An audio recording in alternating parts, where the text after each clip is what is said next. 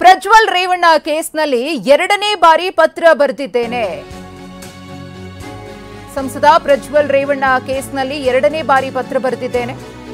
ರಾಜತಾಂತ್ರಿಕ ಪಾಸ್ಪೋರ್ಟ್ ರದ್ದತಿಗೆ ಪತ್ರವನ್ನ ಬರೆದಿದ್ದೇನೆ ಅಂತ ಬೆಂಗಳೂರಿನ ಗೃಹ ಕಚೇರಿ ಕೃಷ್ಣಾದಲ್ಲಿ ಸಿಎಂ ಸಿದ್ದರಾಮಯ್ಯನವರು ಹೇಳಿಕೆಯನ್ನ ಕೊಟ್ಟಿದ್ದಾರೆ.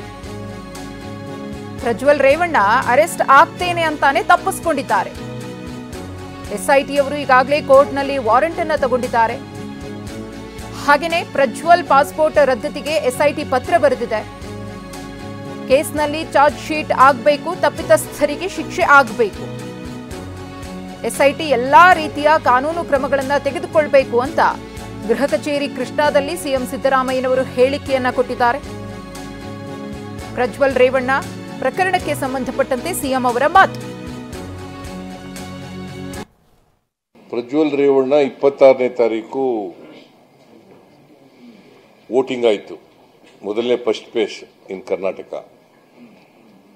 27ನೇ ತಾರೀಕಿಗೆ ಹೊರಟೋಗಿದ್ದಾರೆ, ಬೇರೆ ವಿದೇಶಕ್ಕೆ ಹೊರಟೋಗಿದ್ದಾರೆ.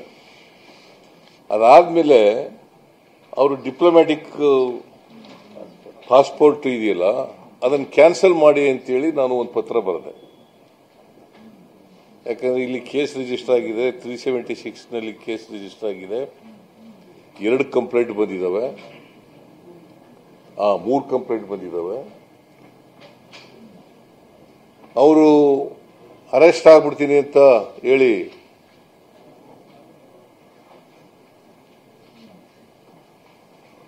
ಅವರು ತಪ್ಪಿಸ್ಕೊಂಡಿದ್ದಾರೆ, ಬೇರೆ ದೇಶಕ್ಕೆ ಹೋಗಿ ತಪ್ಪಿಸ್ಕೊಂಡಿದ್ದಾರೆ.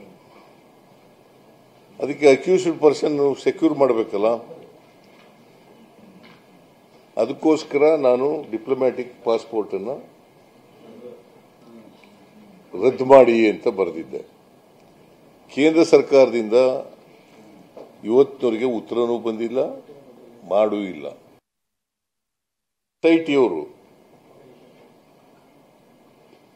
ಎಸ್ಐಟಿಯವರು ಕೋರ್ಟ್ನಲ್ಲಿ ವಾರಂಟ್ ತಗೊಂಡಿದ್ದಾರೆ. ಆ ವಾರಂಟ್ ತಗೊಂಡು ಅದನ್ನು ಕಳಿಸ್ಕೊಟ್ಟಿದ್ದಾರೆ. ಆಮೇಲೆ ಅವರು ಒಂದು ಪತ್ರ ಬರೆದಿದ್ದಾರೆ.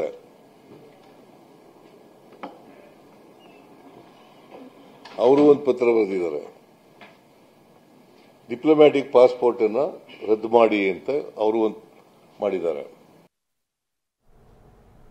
ಸರ್ಕಾರದ ವಿರುದ್ಧ ಫೋನ್ ಟ್ಯಾಪಿಂಗ್ ಆರೋಪ ವಿಚಾರ ಗೃಹ ಕಚೇರಿ ಕೃಷ್ಣಾದಲ್ಲಿ ಸಿಎಂ ಸಿದ್ದರಾಮಯ್ಯನವರು ಪ್ರತಿಕ್ರಿಯೆ ಕೊಟ್ಟಿದ್ದಾರೆ. ಸರ್ಕಾರದ ವಿರುದ್ಧ ಫೋನ್ ಟ್ಯಾಪಿಂಗ್ ಆರೋಪ ಕೇಳಿಬಂದಿದೆ.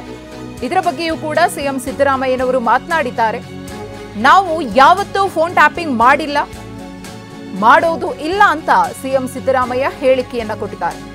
ಮಾಜಿ ಸಿಎಂ ಎಚ್.ಡಿ. ಕುಮಾರಸ್ವಾಮಿಯವರು ಗಂಭೀರ ಆರೋಪವನ್ನ ಮಾಡಿದ್ರು. ನನ್ನನ್ನೂ ಸೇರಿ 45 ಜನರ ಫೋನ್ ಟ್ಯಾಪಿಂಗ್ ಆಗ್ತಾ ಇದೆ ಅಂತ ಹೇಳಿ ಸರ್ಕಾರದ ವಿರುದ್ಧ ಕಿಡಿಕಾರಿದ್ರು. ಅದೇ ವಿಚಾರವಾಗಿ ಸಿಎಂ ಸಿದ್ದರಾಮಯ್ಯನವರು ಪ್ರತಿಕ್ರಿಯೆಯನ್ನ ಕೊಟ್ಟಿದ್ದಾರೆ.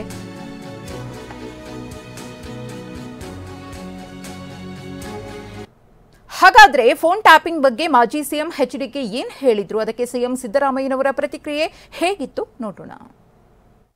ನಮ್ಮ ಫೋನೆಲ್ಲ ಟ್ರ್ಯಾಪ್ ಇದರಲ್ಲಿ ಇಟ್ಟವರು ಗೊತ್ತಿದೆ ನನಗೆ. ಸುಮಾರು 40 ಜನದ್ದು 45 ಜನದ್ದು ನನ್ನ ಸುತ್ತಮುತ್ತ ಇರ್ತಕ್ಕಂಥವ್ರು ಯಾರಿದ್ದಾರೆ ಅವರ ಎಲ್ಲರ ಫೋನು ಟ್ಯಾಪಿಂಗ್ ಆಗ್ತದೆ. ನನಗೆ ಯಾವಾಗ ಗೊತ್ತಿದೆ ವಿಷಯ. ಬಹುಶಃ ಅವ್ರ ಮಾಹಿತಿ ನನ್ನ ಫೋನ್ಗಳಲ್ಲಿ ಏನೇನು ಚರ್ಚೆ ಮಾಡ್ತೀನಿ ಏನು ಎಲ್ಲೆಲ್ಲ ಅವ್ರ ಹತ್ರ ಮಾಹಿತಿ ಇರ್ತದೆ. ರೇವಣ್ಣ ಅವ್ರ ಫೋನು ಟ್ಯಾಪಲ್ಲೇ ಇದೆ. ಈ ಆಧುನಿಕ ಯುಗದಲ್ಲಿ ಏನು ಹೊಸ ಫೋನ್ ತಗೊಂಡ್ರು ಇನ್ನು 24 ಗಂಟೆಲಿ ಆ ಫೋನು ಟ್ಯಾಪ್ ಆಗ್ತದೆ. ನಾನು ನಿನ್ನೆನೂ ಕೂಡ ಹೇಳಿದ್ದೀನಿ, ಇವತ್ತು ಹೇಳ್ತಾ ಇದ್ದೀನಿ.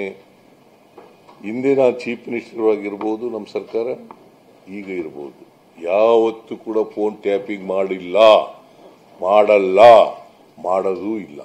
ನಾನು ನಿನ್ನೆನೂ ಕೂಡ ಹೇಳಿದ್ದೀನಿ, ಇವತ್ತು ಹೇಳ್ತಾ ಇದ್ದೀನಿ.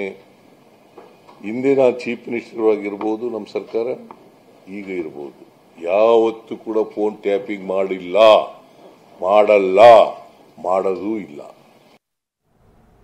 ಪ್ರಜ್ವಲ್ ಅಶೋಕನ ಜೊತೆ ಮಾತನಾಡಿರಬಹುದು. ಆರ್ ಅಶೋಕ್ಗೆ ಸಿಎಂ ಸಿದ್ದರಾಮಯ್ಯ ತಿರುಗೇಟನ್ನ ಕೊಟ್ಟಿದ್ದಾರೆ.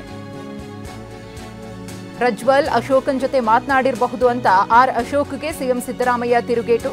ಯಾಕಂದ್ರೆ ಕೇಂದ್ರ ಸರ್ಕಾರ ಅಲ್ವಾ ಅಲ್ಲಿ ಕಳಿಸೋದು, ಹಾಗಾಗಿ ಅಶೋಕನ ಜೊತೆಗೆ ಮಾತನಾಡಿರಬಹುದು, ಅವರು ಪಾರ್ಟ್ನರ್ ಅಲ್ವಾ, ಅಶೋಕನ ಜೊತೆಗೆ ಮಾತನಾಡಿರಬಹುದು ಅಂತ ಹೇಳಿ ಗೃಹ ಕಚೇರಿ ಕೃಷ್ಣಾದಲ್ಲಿ ಸಿಎಂ ಸಿದ್ದರಾಮಯ್ಯ ಹೇಳಿಕೆಯನ್ನ ಕೊಟ್ಟಿದ್ದಾರೆ.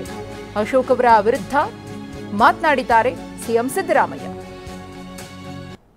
ಅಶೋಕನ ಜೊತೆ ಮಾತಾಡಿರ್ಬೇಕು ಅನ್ನೋ ಕಾರಣ ಅಶೋಕ ಅವರು ಯಾಕಂದ್ರೆ ಕೇಂದ್ರ ಸರ್ಕಾರ ಅಲ್ಲ ಕಳಿಸೋದು, ಅಲ್ಲಿ ಅಶೋಕನ ಜೊತೆ ಮಾತಾಡಿ, ಅವರು ಪಾರ್ಟ್ನರ್ ಅಲ್ಲ, ಅಶೋಕನ ಜೊತೆ ಮಾತಾಡಿ, ಅಶೋಕನ ಜೊತೆ ಮಾತಾಡಿರ್ಬೇಕು ಅನ್ನೋ ಕಾರಣ ಅಶೋಕ ಅವರು ಯಾಕಂದ್ರೆ ಕೇಂದ್ರ ಸರ್ಕಾರ ಅಲ್ಲ ಕಳಿಸೋದು, ಅಲ್ಲಿ ಅಶೋಕನ ಜೊತೆ ಮಾತಾಡಿ, ಅವರು ಪಾರ್ಟ್ನರ್ ಅಲ್ಲ, ಅಶೋಕನ ಜೊತೆ ಮಾತಾಡಿ.